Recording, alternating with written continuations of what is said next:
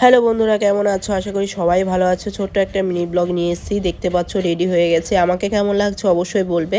এই দেখো আমার মেয়েকেও সাজিয়েছি। মেয়েকে কেমন লাগছে দেখো, মেয়েকে নেল পালিশ পরিয়েছি, সেটাই দেখাচ্ছে।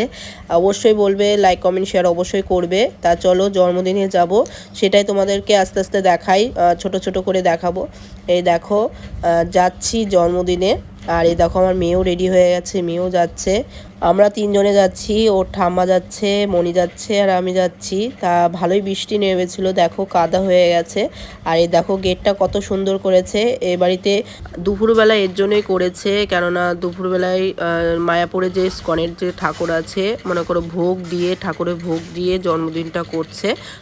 দেখতেই পাচ্ছ মনি এসে নিয়ে আইসক্রিম খাওয়া শুরু করে দিয়েছে।